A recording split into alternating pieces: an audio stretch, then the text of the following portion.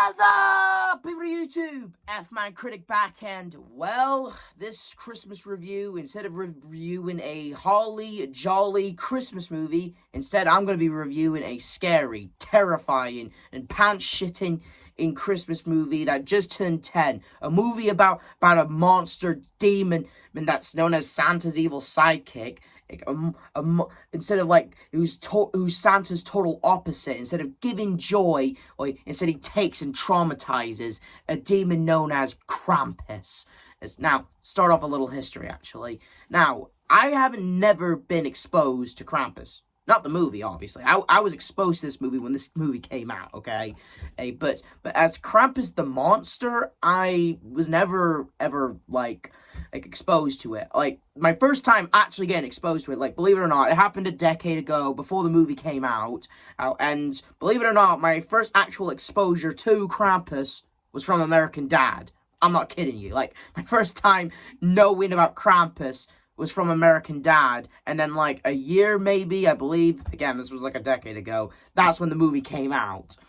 So, yeah, and this movie, directed by Michael Dougherty, and I just want to point this out, my last name is Dougherty, and his last name is Dougherty. I know they're two different names, but they just sound similar, and I just want to point that out. It just sounds kind of cool knowing that your last name sounds similar to a director's name in some ways. It's just kind of cool to point that out.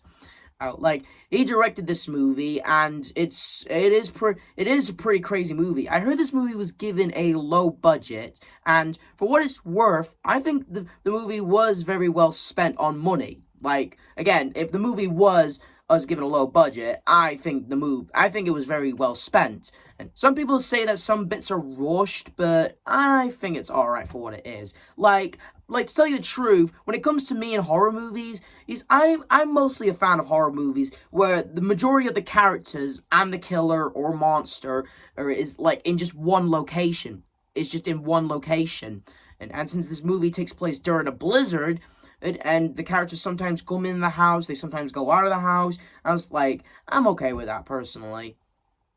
But what is this movie all about outside of the demon version of Santa? The movie starts off very crazily with a crazy thing at a shopping mall where during the opening credits where people are going absolute ape shit, and it's just insane, and stuff.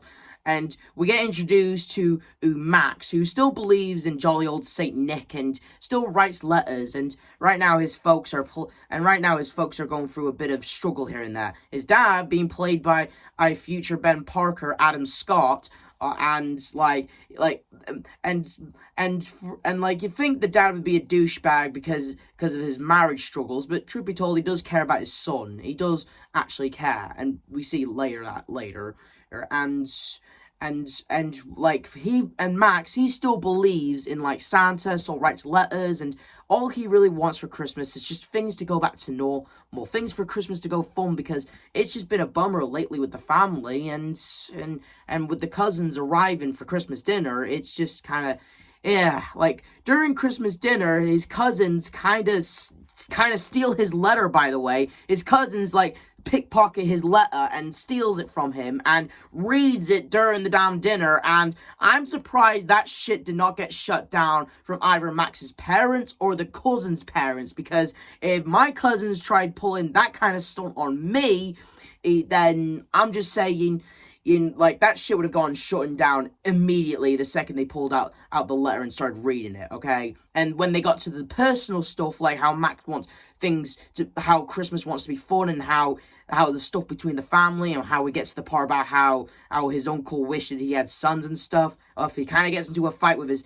his cousins, and honestly, in my opinion, again, Max had every right to kind of crash out and get mad with his cousins on this, because, again, what kind of cousins mock their little cousin and for still believing in Santa Claus and writing and stealing their letter and reading it to the damn family? Family or not, I know some families do embarrassing things to other families like that, because that's families for you. But again, why didn't the parents just shut that shit down? I know it's for plot reasons, but come on. whatever. He gets mad and he hates Christmas now because of it. And his dad tries to cheer up his son. Told you he loves his son. And and the thing about this movie is, despite the family being douchebags to each other, it's actually just how normal families are. Like we've seen this a dozen times in other things, and like in other movies or TV shows, there are movies with families that fight, say they hate each other, embarrass each other, and they always say hurtful things to each other. And speaking from myself, I speak from experience from this whole thing, okay? Because I think this family is portrayed very normally most of the time, and I think they are portrayed very well. Because this is kind of like what a normal family would do. They would embarrass each other. They would fight with each other. They would say hurtful things to each other, but then regret it later. And we do see that a little in the movie. And I think that was very good. I mean, not all families are perfect. All families will fight and say hurtful things to each other or do stuff to each other. But at the end of the day, we still love each other because that's what family is. Families fight all the time, and that's normal, and as long as they feel sorry and actually say sorry for it, that's all that matters, because at the end of the day, family's family. But he's still kind of heartbroken for what his cousins did, and he kind of tears up the letter and pretty much damning his whole family. Because a blizzard starts hitting the thing, and they get a mysterious package from a mailman, and things start going crazy. The sister tries to go find her boyfriend, but then ends up getting surprised by Krampus. And I will certainly say this part was crazy cool. Okay, seeing Krampus jump on house to house, capturing in the sister, with a jack-in-the-box, that shit was crazy. When the family, when things start going crazy, when they start looking for the sister but fail miserably, knowing that there's a crazy monster out there, and when things start getting even more insane, well, although I haven't mentioned her earlier, in my opinion, I think the best character is the German grandmother. Yeah, the grandmother, she speaks German, but she does actually speak a bit of English later in the movie. And she actually does love her son Max, and her grandson, I meant to say grandson Max, and she does she's my best she's the best character in the whole movie, okay? And she does love her grandson, but it's clear that she clearly has a dark past as about not letting the spirit of Christmas die and stuff like that. And when stuff getting crazier and 10 times worse, that's when we get revealed to her dark past. And we get introduced to, honestly, a very cool scene in the movie. I think this is stop motion. I don't know. I didn't properly do my research. I'm sorry for that. But I think this scene is stop motion, and it is really good. It's revealed when the grandma, when she was a kid, during the Great Depression, and the entire town were just a-holes to each other. But she tried to keep she tried to be good, or try to keep a smile on her face. But when her own family rejected Christmas and were being hurtful dicks, she wished for her family to disappear, and, well, wish granted, because Santa didn't come that year. Krampus did. Took her whole family and left her a bell as a warning, or a saying, yeah, I came, or something like that. I guess those bells are like Krampus's calling card or something, because it's got his name on it. And she's been through this experience. You should never let the spirit of Christmas die. You let the spirit of Christmas die, and Krampus will come to you. And yeah, it's really, really crazy. And it was told very well. The entire family, some don't believe, but some are just trying to survive. And it's sad, and to tell you the truth, and what can I say about this movie, but it is scary, okay? It really, you see all these beloved, Christmas-like things, but they're all twisted and horrible, and they're trying to kill one another, okay? And it is insane. Like I said about the movie, of how it was made on a low budget, in my opinion, money well spent on this movie. Low budget or not, money well spent. And because everything looks and everything was all practical, okay? No stunt doubles, I believe. and it was all practical, and it shows, and it's really, really good. And I will certainly say, this movie, despite the crazy horrorness that happens in the movie, it actually can be pretty funny, actually. Like, I like this part in the movie where the uncle is trying to stop himself from these gingerbread men, and I heard that Seth Green voiced some of those gingerbread men. That's cool. Well, and it is actually pretty funny seeing these little tiny gingerbread men that you could just eat. Just like trying to kill him. I mean, it's actually pretty funny and kind of cool. And the dad and the uncle get saved by the dog who just eats one of the gingerbread men. I generally laughed at that scene. It generally just makes me laugh, okay? It's supposed to be terrifying, but for me, it made me laugh, okay? And like, yeah. And eventually, after shit gets even more crazy, with even more family members keep getting taken, and the grandma coming face to face with Krampus after all these years. And then, like once again, people have pointed out that the last 20, I believe the last 20 minutes are rushed according to other people. And for me, I thought it was alright for what it was, personally. I mean, I can't speak on everyone, but I thought it was alright. I mean, every family member kept getting taken after another, and with more of this stuff, with more of this horror that happened, it was crazy, okay? And eventually Max, he actually confronts Krampus and asks for his family back, and tries to appeal to Krampus's nature. And I gotta point out, others have pointed out, and I will point out with them, and that when, don't get me wrong, Krampus, he is terrifying in this movie. He does look good, okay?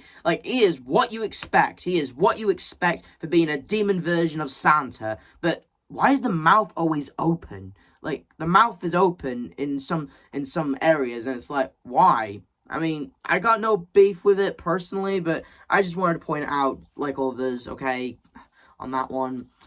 And Max, he tries to appeal to Krampus, taking his wish back, but Krampus, he throws him in the hellhole, and it, him falling, it looks all CG and stuff, but I'm not gonna complain too much on that.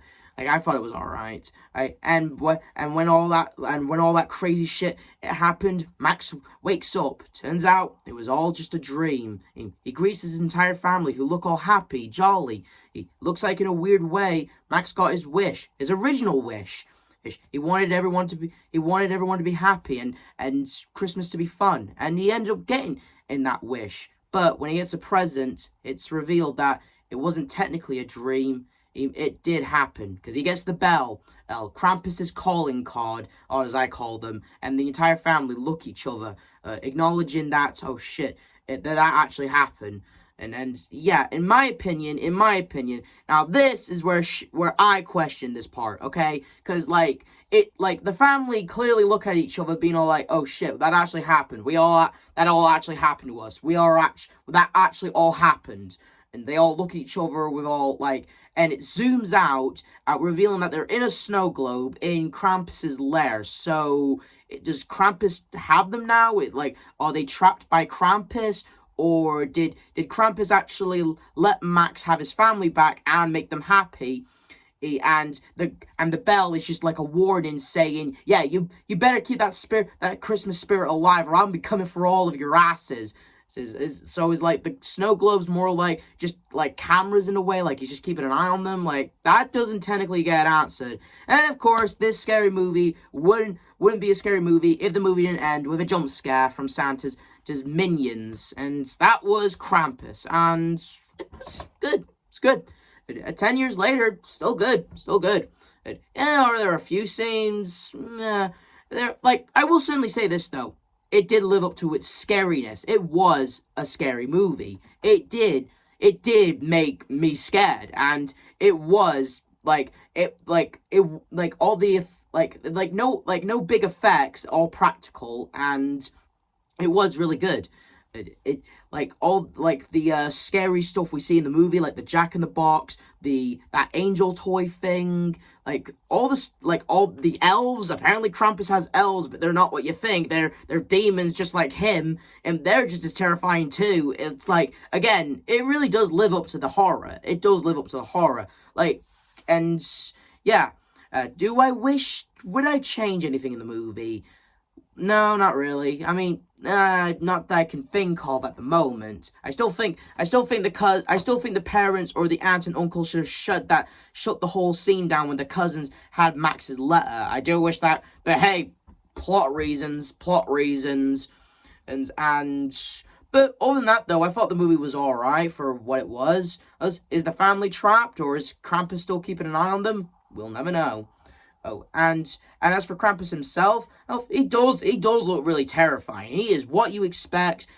Although he's not in the movie that much, like, he's not on screen that much, but the stuff that he does, like cause the blizzard, cause the family members to disappear one by one, you can tell it's effective. Like not all horror mascots, like not all horror movies with a horror mascot, not all of them always have to show their face to give you a big present. I mean, take a look at Beetlejuice.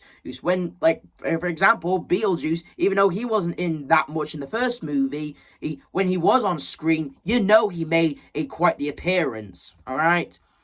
And, yeah, I think after 10 years later, it's still a scary, good Christmas movie.